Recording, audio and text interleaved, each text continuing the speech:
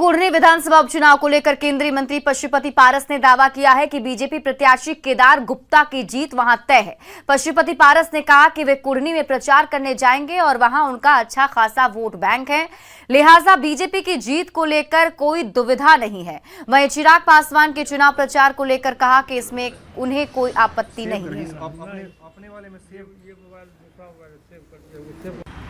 सबसे पहले तो मैं चुनाव प्रचार में जाऊंगा और हमारी पार्टी भी जाएगी, पूरा यूनिट हमारा रहेगा वहाँ, हमारी पार्टी का जो है वो, और प्लस दलित सेना मेरा वहाँ बहुत मजबूत संगठन है मुजफ्फरपुर ज़िला में, और हम लोग वहाँ जाएंगे, खटेंगे, मेहनत करेंगे, और ख़ास के हमारा जो वोट बैंक है उसकी भी संख्या वहाँ तकरीबन 30,000 है। तो हमारा जो वोट बैंक है, जो हमारा वोट बैंक है वो निश्चित रूप से 100 में 100% एनडीए गठबंधन को मिलेगा।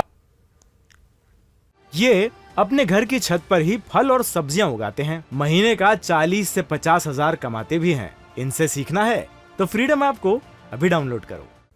बिहार में मंत्रियों के बंगले को लेकर सियासत शुरू हो गई है। बीजेपी प्रदेश अध्यक्ष ने आवास खाली करने को लेकर सरकार पर सवाल खड़े किए।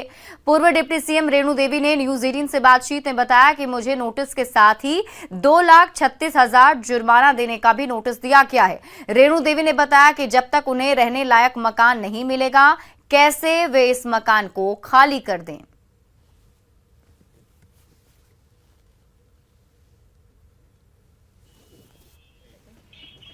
तो अचानक मेरे पास एक नोटिस आ रही है कि आप पर इतना अर्थदंड 2,86,000 लगाया जा रहा है। ये जुर्माना लगाया गया 2,36,000। 2,36,000 जुर्माना लगाया गया।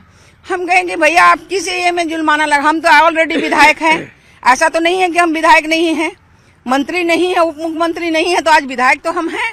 हमको क्यों जुर्माना लगाया? हमने तुरंत लेटर लिख के दिया। हमने सचिव से भी बात कही, सचिव बोले कि भैया हमको पता नहीं है, उनका विभाग अलग है, वो कर रहे हैं। रेणु जी, लेकिन एक बात है, एक बात है कि इससे पहले भी जितने भी डिप्टी सीएम रहे या कोई भी हो, वो अगर हटता है तो उसका एक प्रक्रिया है, उसमें आपको खाली करना ही है, जुर्माना लगता ही है। तो इसमें नया क्या है जो इसको इतना बड़ा किया जा रहा है बीजेपी की तरफ? देखिए, मेन बीजेपी की तरफ से कोई नया चीज नहीं है। मेरा कहना है कि जो लोग अनऑथराइज हैं, जिसका कोई स्टेटस नहीं है, वो कोई भी एमएलए नहीं है, वो इतने दिनों से मकान रखे हुए हैं, बहुत ऐसे लोग हैं जो मकान रखे हुए हैं, उनको कोई भी किराया का नोटिस नहीं जाता है। लेकिन एक जो पूर्व मंत्री 5 बार से विधायक, और आज भी अगर मंत्री के बाद अगर हटी हैं तो विधायक हैं, तो जब जो आवास आप दिए हैं जब तक वो खाली नहीं होगा और रिपेयर नहीं होगा तो हम कैसे जाएंगे? और अर्थदंड लगाने का क्या कारण था? ऐसे भ्रम पैदा करने के लिए कुछ से कुछ बोल देना, ये तो अच्छा बात नहीं है। कल हम मंत्री नहीं रहेंगे, हमको एज एमएलसी ये क्वार्टर अलॉटेड है, हम कल एमएलसी नहीं रहेंगे तो हमको तो मकान खाली करके जाना पड़ेगा। और उसका एक प्रावधान है, बिल्डिंग लॉ है, पीडब्ल्यूडी बिल्डिंग लॉ है, उसके हिसाब से हमको 3 महीने तक मैक्सिमम रह सकते हैं। 3 महीने के बाद अगर हम रहेंगे तो ये लोग कैबिनेट के मेंबर थे जब ये कानून लाया गया था, बीजेपी साथ थी कि 30 गुना मार्केट रेट से 30 गुना ज्यादा आपसे पेनल्टी लिया जाएगा।